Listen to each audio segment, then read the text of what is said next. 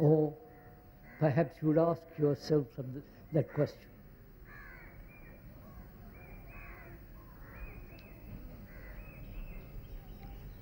If one is expecting something from the speaker, a blessing, a new direction, a new set of ideals, or a pattern of conduct, and so on, one is afraid you will be disappointed. Because we are thinking together.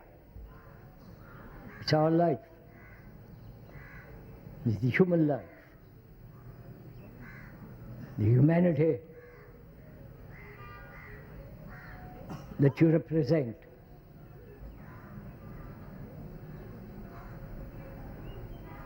And one may point out again that we are seeking personal salvation, personal improvement.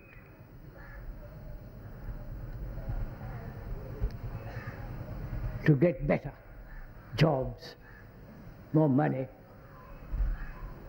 a better way to heaven.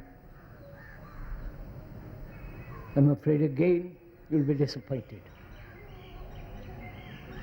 We're not talking about personal salvation at all. We are trying together to see if it is possible to salvage the mind, the human brain, which has become so corrupt, so mechanical, so utterly careless, concerned chiefly with itself, its own security, its own little family, or identified with a nation, and so bringing about a great deal of misery to mankind. And we're asking ourselves,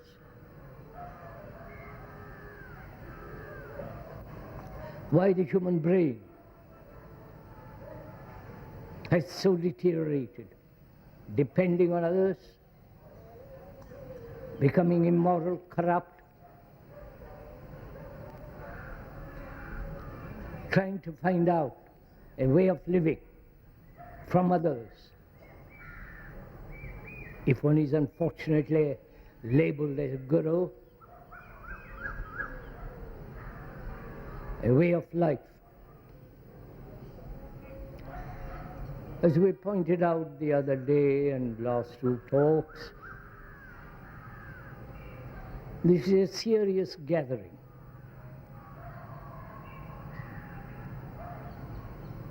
Where we are, both of us, are concerned and deeply inquiring into why human beings right throughout the world have become what they are.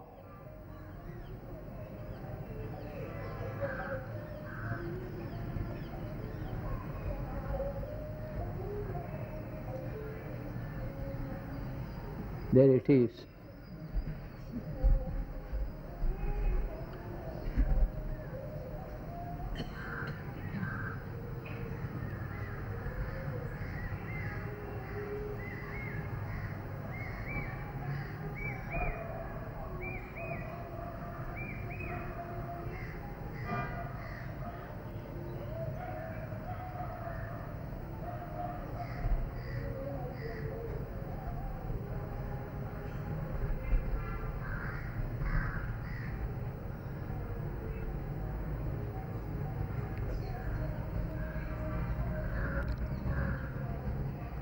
I suppose I have to talk.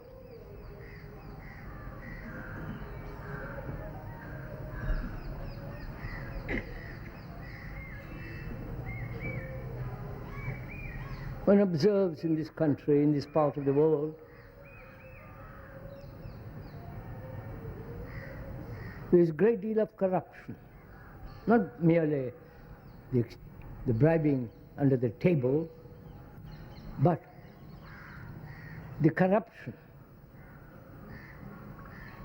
that exists in the very depths of one's being. The word corruption means rompere from Latin and so on, to break up. The essence of corruption is fragmentation. To say one thing and do another, to have ideals and not facing actuality. This constant struggle to become something, not only in this world, but also inwardly, the becoming. From a bank clerk to the manager, from the local priest to become an archbishop, and a disciple trying to become the master. This constant struggle to become something, that's part of corruption.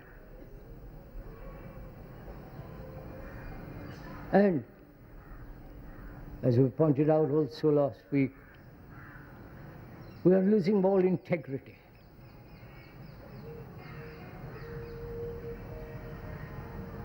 Integrity being observing the whole of life as one unit, as a whole, not as fragments as we do. And also, if one may point out, we lack cooperation. We cooperate for commercial purposes. To have more money. We cooperate with an authority, political, religious, or some kind of crank. We are too willing to cooperate with those people, because there we gain something for ourselves. We're not talking of such cooperation. Cooperation can only come when there is love, not profit motive. And when there is that cooperative spirit, there is also an action which is non-cooperative.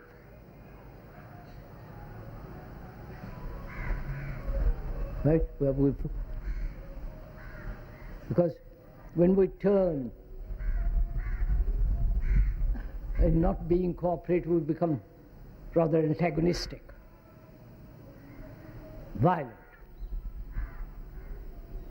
But when we cooperate with when there is love in our heart, then we also know how not to cooperate, without bitterness, without anxiety, without any sense of violence. And seeing all this in this country, or in this part of the world, what is the responsibility of those who live here?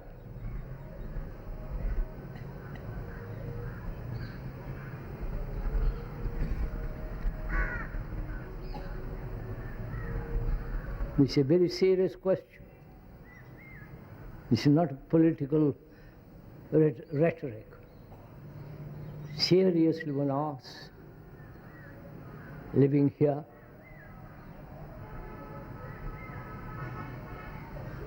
why this state of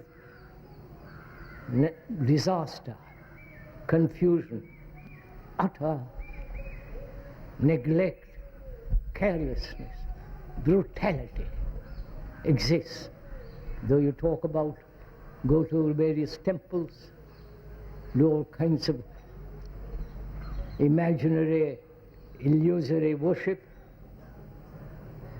utterly satisfying, and at the same time contradict everything that you look up to. So, we are concerned with the salvaging of the brain, of the human mind, your brain. As we said, the brain has evolved through time.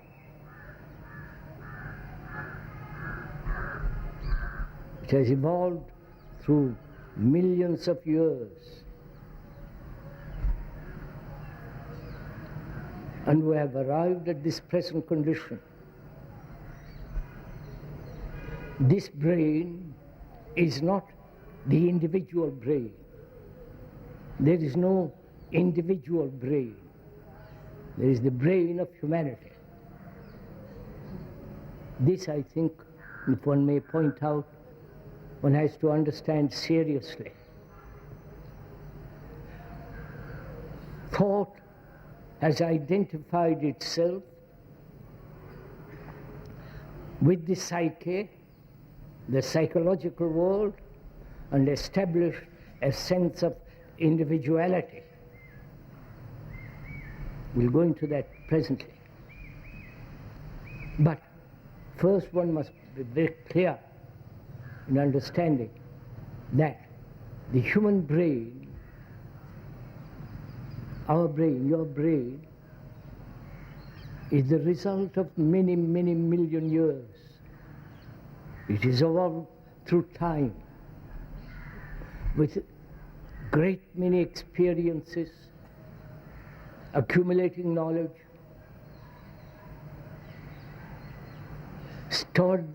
that knowledge stored up in the brain cells, which becomes memory, and from that memory, thought arises.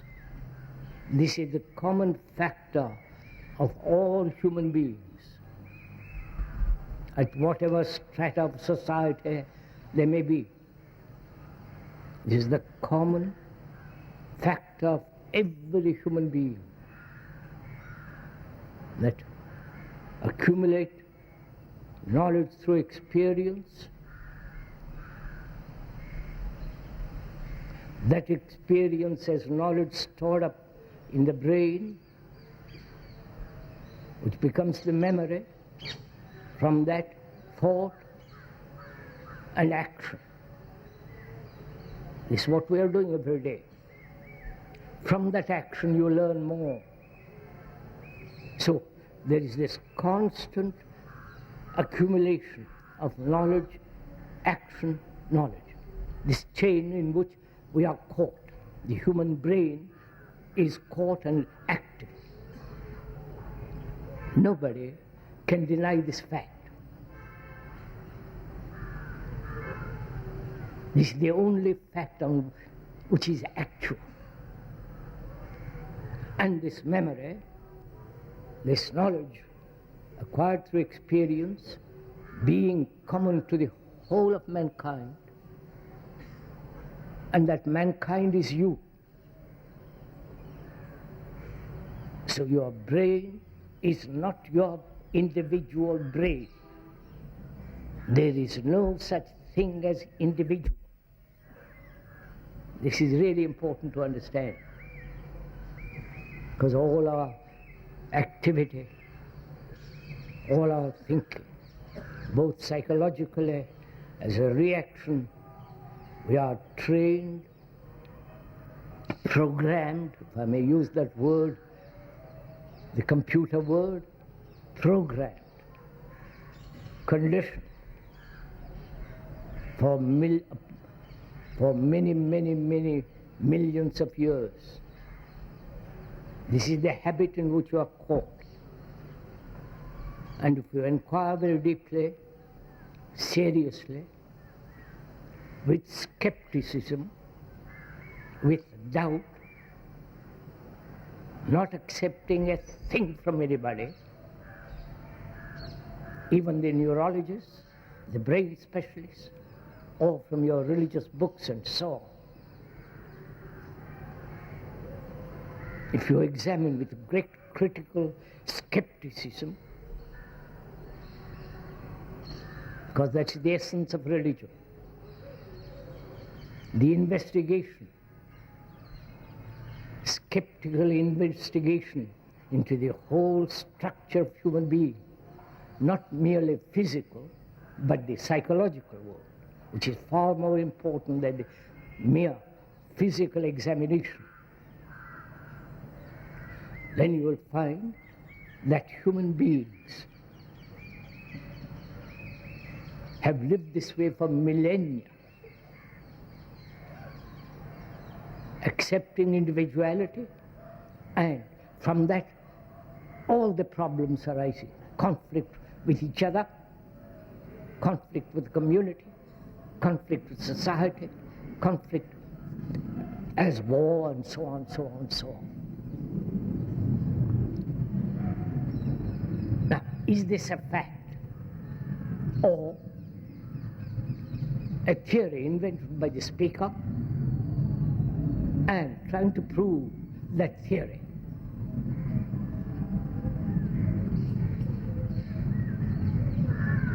As the speaker said, he has no belief,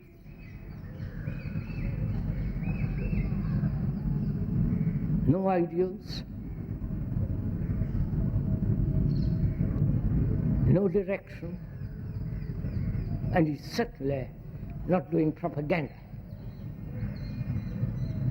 for any particular system, establishment, or organization. Organizations and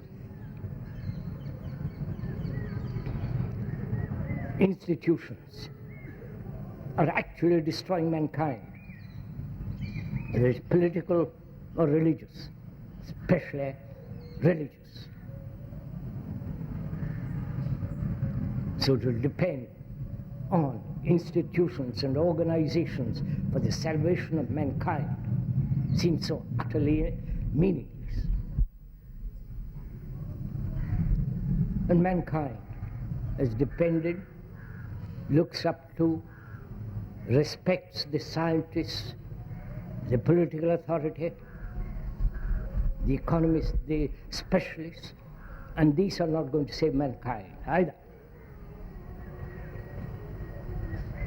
Please see the actuality of all this. We depend on institutions, which is normal, like post office, bank, I don't know, all those kind of institutions.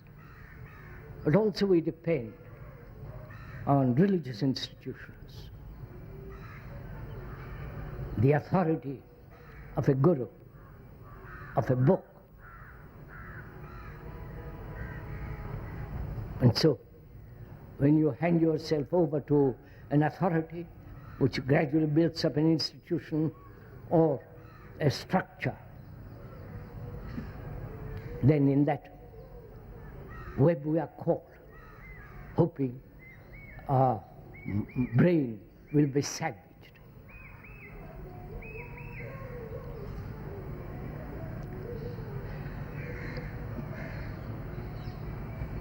So the question is not a problem. To solve a problem of any kind, the brain must have no problem.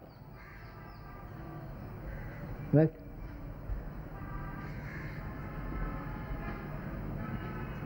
I'll go into it, you will see. A brain cluttered up with problems. Sexual, fear, pleasure, sorrow, all kinds of problems that human beings have. How can such a mind such brain accept engineer, doctor, a physician? They may solve those problems, but the human psychological problems can never be solved if the brain itself is in a mess, is in confusion, is in decay, It is in decay when it's completely caught in knowledge. Please understand this. That is experience, knowledge, memory, thought, action. That is the chain in which the brain is caught. Watch it yourself. This is not a speaker's invention. And such a brain will inevitably become mechanical.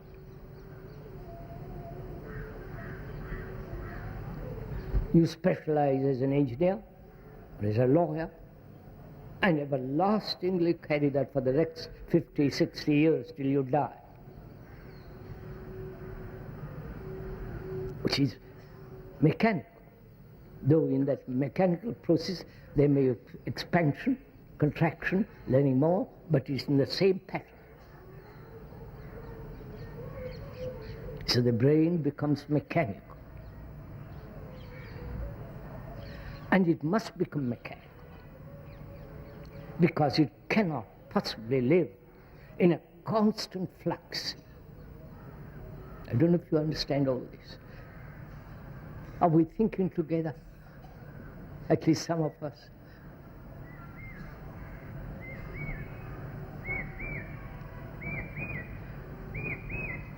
Because it becomes very important, at least for a group of people, to see the imminent necessity of bringing about a different kind of life,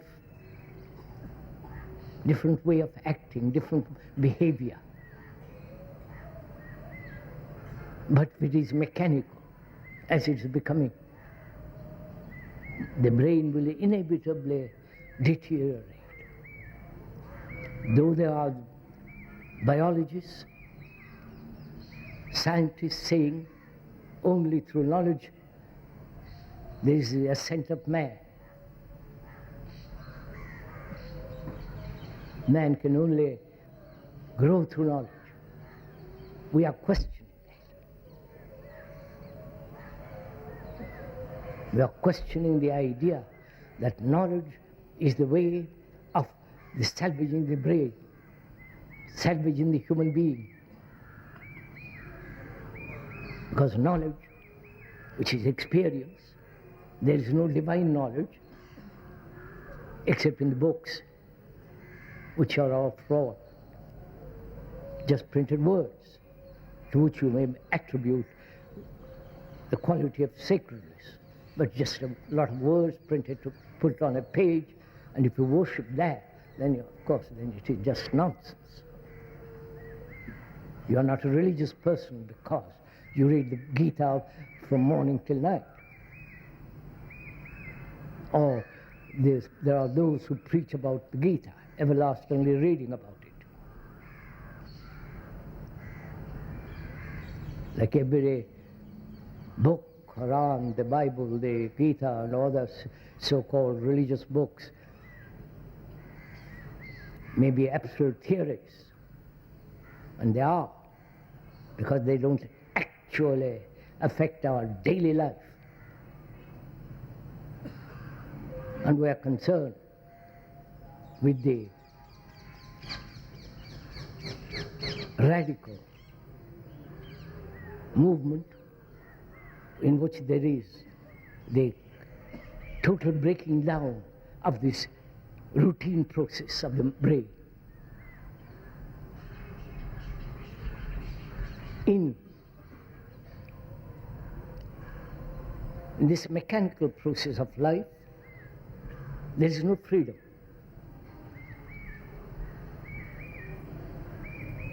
And freedom is not from something, from prison, from sorrow, from pain. And it certainly is not freedom of choice, because that's another one of our illusions, that because we can choose, we are free. Is that so? There's a clear, unconfused mind, brain, ever choose. Because it's so clear there's no choice. It's only the confused mind, contradictory mind, the mind that's not certain, that's always caught in this trap of choice. I hope you're following all this. You know, when there's such a large audience with so many contradictory faces, contradictory opinions, it's very difficult to go into something very, very serious. And we are trying to go into something very, very serious. So, there is no large audience. There is only you and the speaker.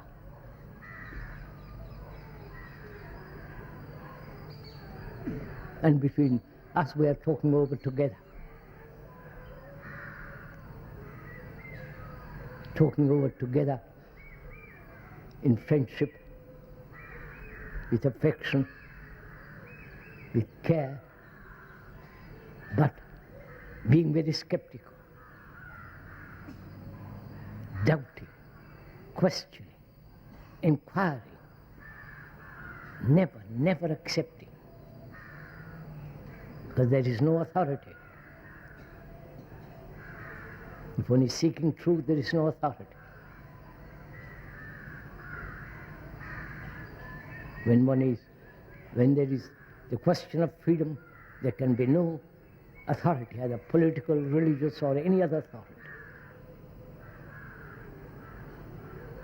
But most of us don't want to be free. We want to be secure.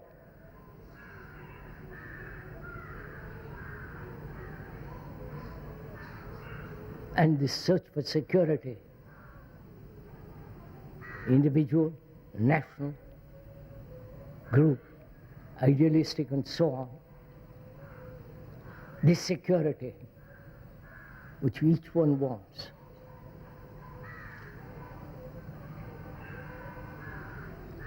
this brings about contradiction.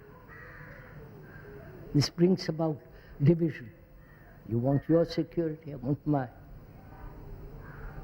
So perhaps this search for security, psychologically as well as physically, may be one of the causes of this corruption in this country.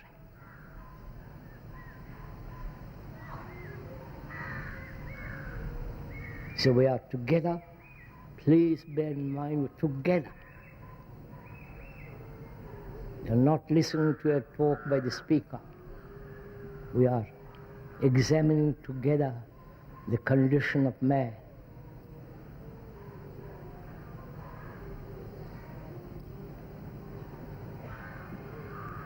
Thought is the dominant factor in our life. Thought dictates all our action.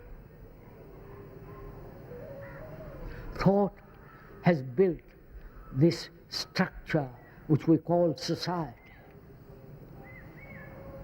Thought has built all the religions in the world. The churches, the images in the churches, the temple with their goddesses and all the rest of that nonsense, and the mosque, everything in all that area, thought has created it. The rituals, the puja, the tradition, everything thought has built it. This is a fact.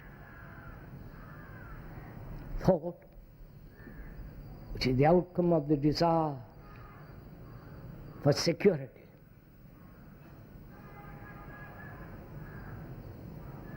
That's what we all want. Not so much, perhaps physically, unless you're utterly poor, then that's a different matter. But psychologically, inwardly, we all want security. So we invent gods. God has not shaped us. We have shaped God. I don't know if you realize all this. What we have shaped, we worship. It becomes so utterly nonsensical. But in order to have this security, we live in illusion. We don't want to face facts. And so, thought has created the psychological structure of man. The psychological structure is the characteristics of the ego, the me, the I. The I is fear, anxiety, depression, violence, cruelty, the ideals of non-being violent, all that is in the psychological world, the world inside you, inside your skin as it were. That is the world in which we live, which dominates the external.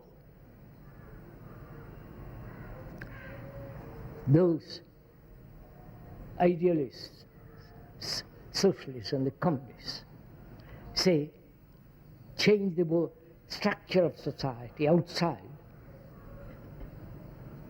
then man will change. This has been the old dream of every reformer, of every socialist. But you may change the outer as much as you like, as been proved by the communist world with its recent revolution. The inward savage, the inward barbarian, who is afraid, wants his personal, all that.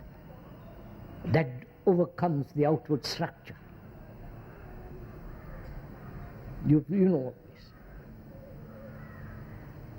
So, we are inquiring together as two people the nature of thought and thought which has created the inward psyche, the inward responses, both neurological as well as psychological. You're following all this? Thought has created this. Right? Then thought separates itself and then begins to dominate the psyche. I must control my reactions. I mustn't be afraid. If I am jealous, I find a rational excuse for jealousy. Hatred, violence, all as though all those reactions are separate from thought. Thought has created this. I don't know if you follow this. Right, sir? Can we go on together? You and I.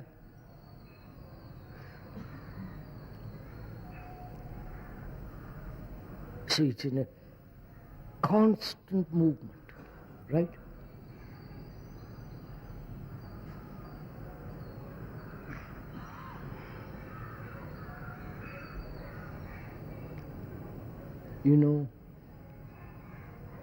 We have solved the problems of the psyche, problems of communication, more or less. We are trying to solve through robots and computers, more production, better production. more consumer goods, all those, in those fields, technological world, we are solving great many things, right? I don't know if you are aware of all this. Like in Japan, for example, they are using robots with computers to free man. And there's going to be another problem. In the manufacture of cars and other things, they're using robots. So we are solving all those kinds of problems. But we have never solved the problem of conflict. You understand my question? Never. Though we have lived for thousands and thousands of years, this problem of conflict has never been solved. Conflict between man and man, man and woman, family against another family, one group against another group, one religious sect against another religious sect, however big, however well established, however powerful. We have never, throughout this million years, never solved the problem of conflict. Why? You understand my question? Please ask yourself this. Why?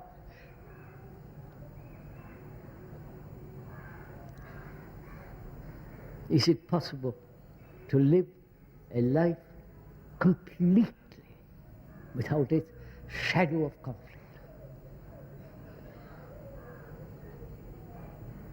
We're going to inquire into that.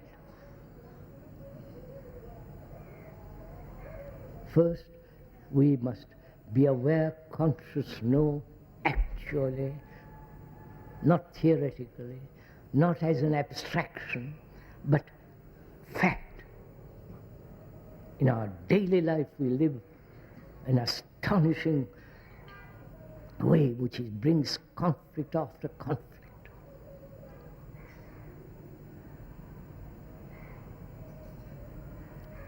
Now, can that be solved completely so that we can live in freedom, in beauty, and in morality? And of course, that can only come when there is love. So let's find out. You are not listening to the speaker. We are together going into this problem. Conflict must exist when there is division. That's law, right? Division between me and you, we and they, the Hindus, Muslims, the Jew, Arab, the communists and socialists, and so on, so on, so on, externally. But the external reaction is brought about by the inward state of the brain, which is thought dividing, right? Thought dividing the thinker and the thought. Right, you're following this? There is no thinker without thought. Right? That's so, thought has created this psychological world, the me, with all its characteristics, which is fear, sorrow, pain, depression, sense of immense loneliness, a sense of fear of death, the future, all that is the area of the psyche, right? The psyche being what is generally considered the soul, the higher self, all that is still within the area of thought. There is no question about it. You can doubt it, you can examine it skeptically, rationally, exercising your highest quality of your brain to see why these human beings live in perpetual conflict. From the moment they're born till they die, with tears, with occasional laughter, without any sense of love.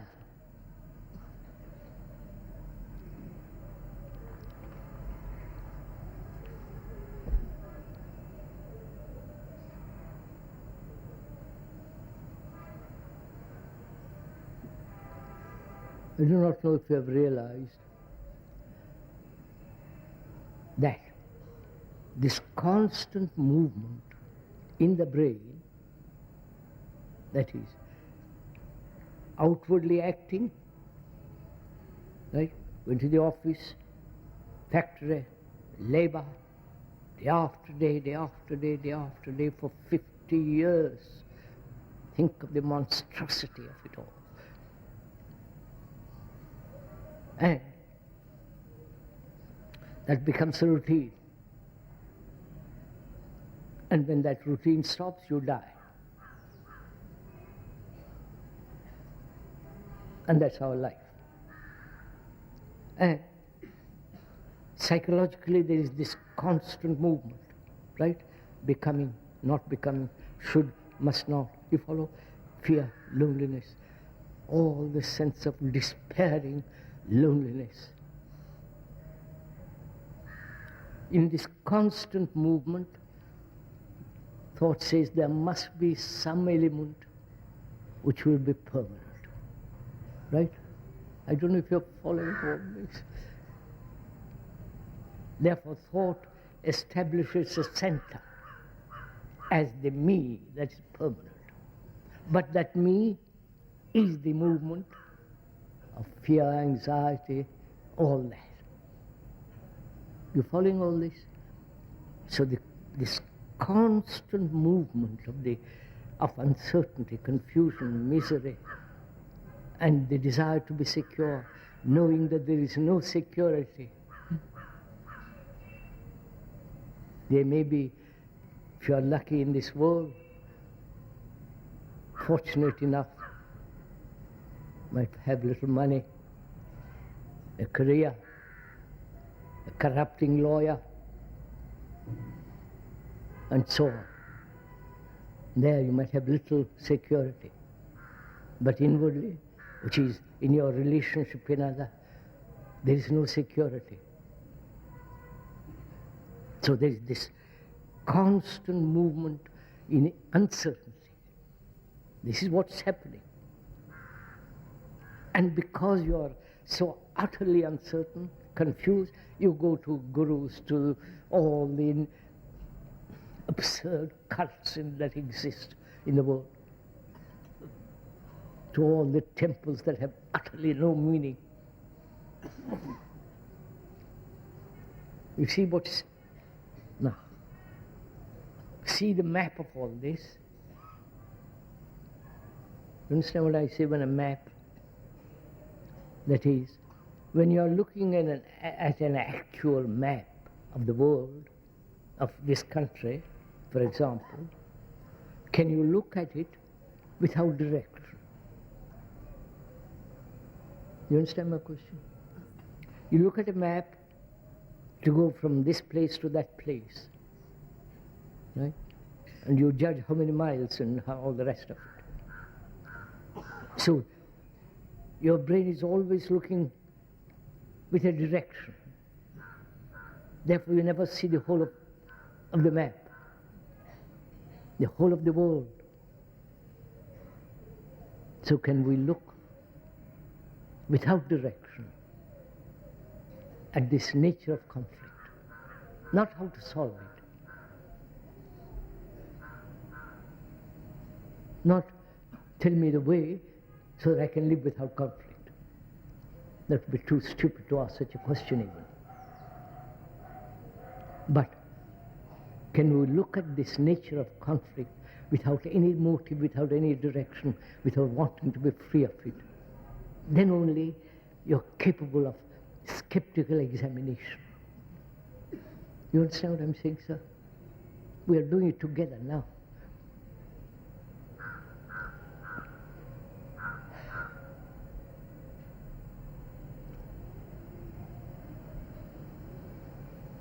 As we said, conflict must exist when there is a division between thought and the psyche. Right? Be clear on this point, please. The psyche being all the characteristics of the me. I am nobody, but I will be somebody.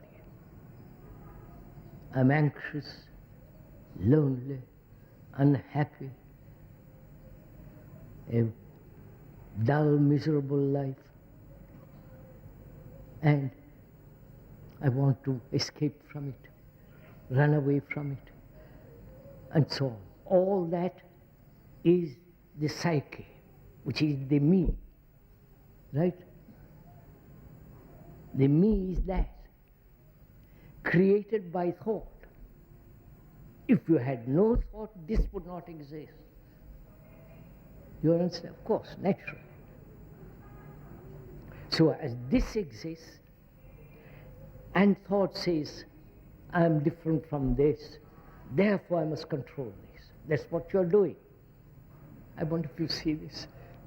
Right, sir? Clear enough? Clear as crystal. So that there's no doubt about it. Thought, which is the outcome of memory,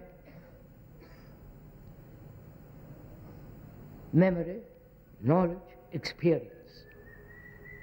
That's from that experience you act, learn more from that action, add to that knowledge, and keep the cycle going. And that thought has established this structure of the psyche, the inward world of me, with my peculiarities, with my peculiar tendencies, with my anxieties, loneliness, despair, sorrow. Right?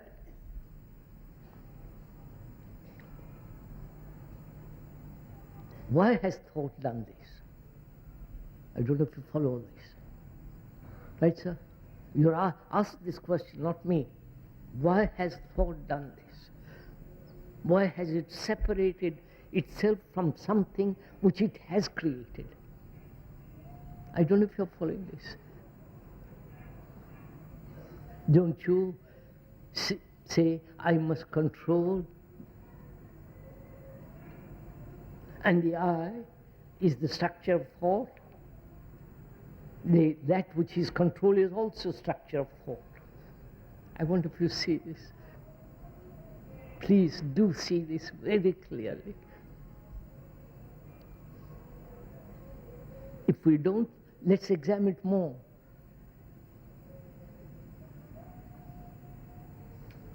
That is, let's go into a little more. Suppose I'm very lonely, though I'm married, children, go to the office, go to the temple, and all that nonsense that goes on. I'm utterly, profoundly lonely. And being lonely, I escape.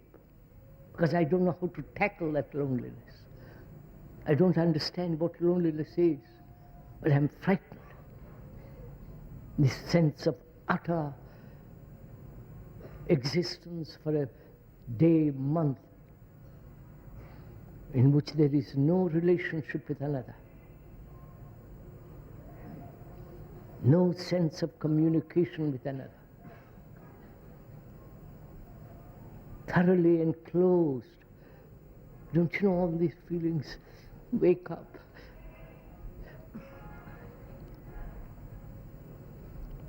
And as my brain doesn't know how to solve it, then escapes through entertainment, right? Whether it's religious entertainment or football, they are both the same. You agree? Huh? Are you really agreeing to this? That religious entertainment, going to the temple, the puja and all that thing that goes on there, which is an entertainment, but that doesn't alter your life, just a amusement. And football are the same. Do you agree to this? Huh? Is it mental agreement, just a verbal agreement, or an actual saying this is the same, therefore finish with it?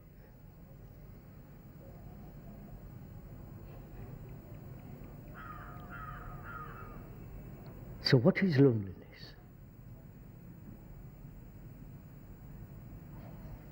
You understand? Without escaping, without running away from into some illusory, imaginary ideal, the actual fact is that I am despairingly, anxiously lonely.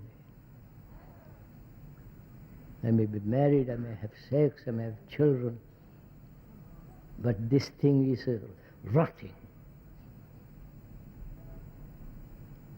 Like a man who is deeply hurt, as most of us are. From childhood we are hurt.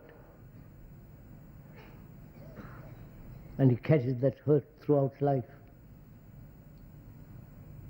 And you can say it doesn't matter. It will not affect my action. But it does affect your action, because unconsciously, deeply, your actions are guided by your hurt. You build a wall around yourself not to be hurt more, and all that business goes on. The consequences of that hurt is bitterness, more loneliness. And this loneliness, why do human beings go through this? You ask yourself, right, as two friends were talking about, why? It must exist because of your actions, right? You go into it, don't agree. Your daily actions are self-centered, right? Your daily thoughts, your daily activities are concerned with yourself. You may pretend to be a social worker and give your life to that, but the me is still going on. Only you have identified yourself with something. Like the communist identifies with the state, with the ideal, with blah blah. You identify yourself with something else.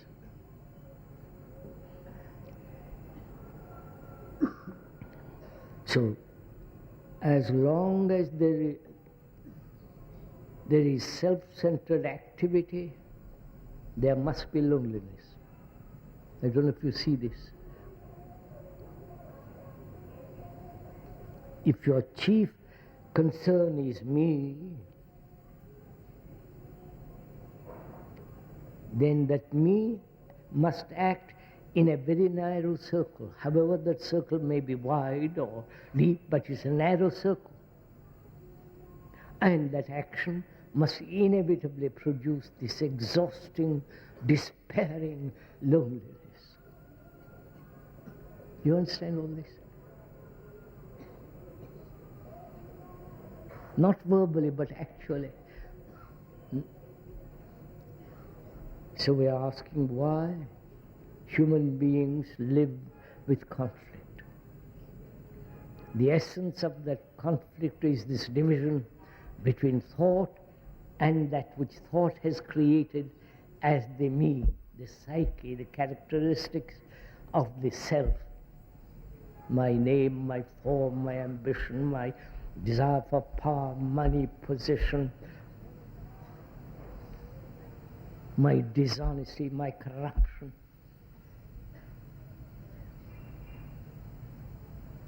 So, does one realize this fact that as long as thought divided itself as the me and thought as being different from me, which is the thinker being different from the me. You're following all this? Be clear, for God's sake. Then what takes place when you see it clearly? This is your test, not you have to test this thing, not just verbally accept all this. Then what happens when you test it in life? That is, when thought has divided itself into the observer and the observed. You understand this, right, sir? When you see actually the thought, the observer is the observed. Thought is me, with all its characteristics. When you see when you see this fact that there is only thought dividing itself constantly, right? What takes place? You understand? You have totally removed the contradiction. Do you understand all this? Totally annihilated, dissolved, absorbed this division which exists, which is where there is division, there must be conflict, inwardly as well as outwardly. So you are no longer a Hindu, a Muslim, a Christian. You understand, communist? You understand, sir? You don't belong to a thing. That's the outward fact. You may carry a passport, but you don't belong to any country. Are you like that? That's the test. And when there is this, when the division utterly comes to an end, what takes place? You understand my question? Don't say it's peace. Don't say it's the end of conflict. Then you're playing with words. It doesn't mean a thing. What actually takes place when there is the observation, critical, skeptical observation of this fact, thought divides itself as the me, and the thought controlling the, and so on. The whole process which the speaker has explained very carefully. When you see the fact and not the abstraction of the fact. I don't know, abstraction is an ideal which has no reality. What has reality is this. Then what takes place?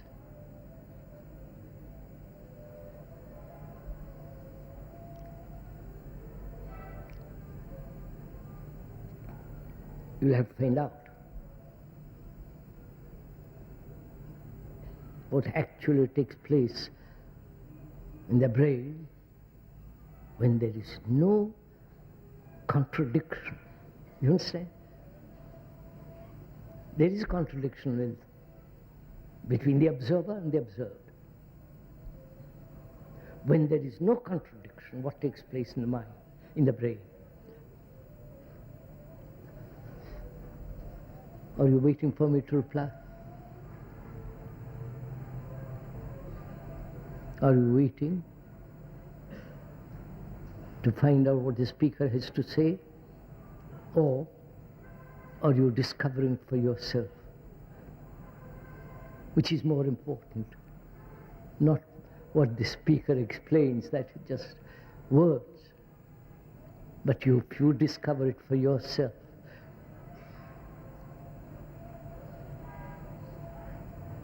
Then you can throw away all the books, religious books in the world.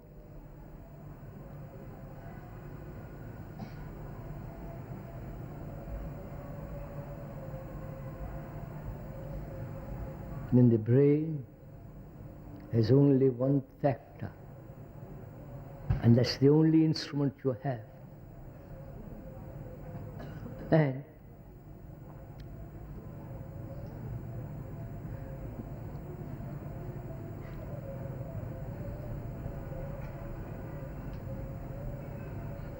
is there an observation? Please just listen. Find out. I'm just suggesting this. Look into it. Is there an observation without knowledge? An observation in which there is no experience. Moment you have experience, there must be an experiencer. I don't know if you follow this. Therefore, division. So is there an observation without any quality of remembrance?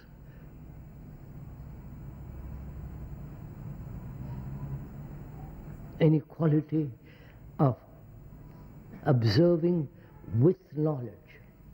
You understand? That is, when you look at your wife or your husband or the tree or the cloud or something or other, do you observe without the word? The word being merely the symbol? Can you observe? Please do it as you're sitting, perhaps you're sitting next to your wife or your husband. Can you look without the word?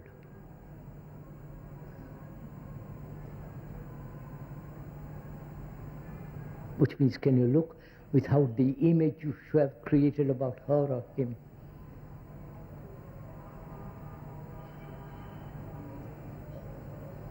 You understand? Can you? Or you discover that you're caught in a verbal structure. You understand? And the verbal structure is not the wife or the husband.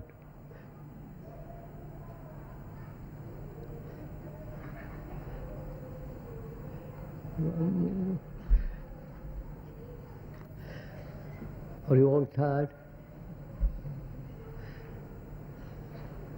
So you'll have to find out, is there an observation and therefore action?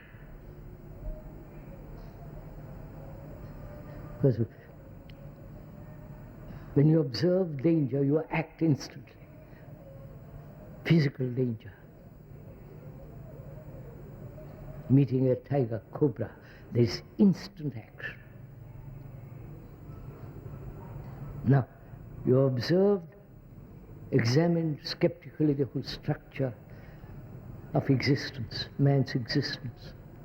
Of course, all kinds of details which we can go into, which we have time, nor is this the occasion for that. But have you seen as clearly as you see the danger of a tiger or a nail or a cobra, this movement of thought?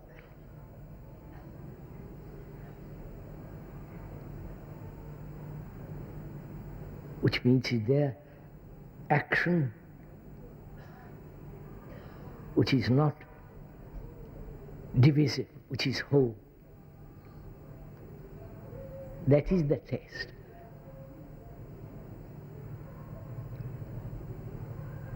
When the brain is completely non-fragmented by thought, because thought born of knowledge is always limited, because knowledge is never complete. Right? It's obvious. And thought born of knowledge must be incomplete. It can invent or think about completeness, eternity, immortality, that's all just words. But when that division ceases, then there is totally different observation and action. In daily life, not in some monastery or becoming a sannyasi and all the rest of it. That is also very little significance when you are trying to salvage the mind, the brain of humanity. So, sir, the question really is deeply, thought is not love.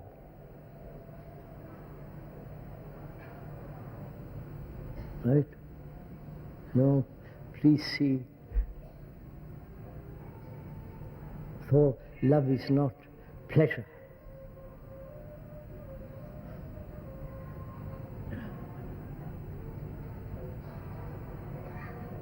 And without that,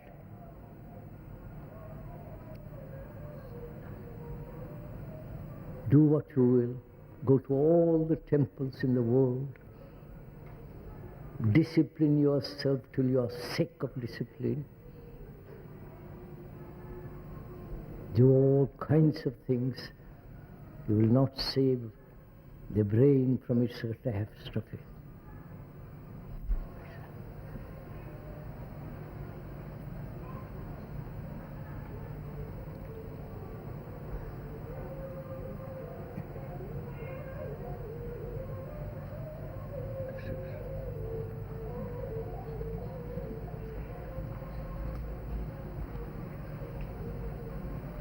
May I request that you don't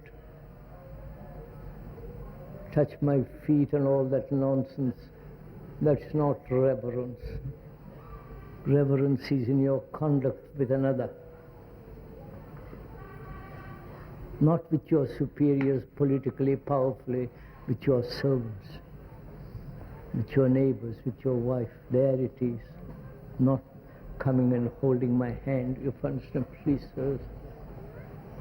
That's not said out of cruelty or lack of affection.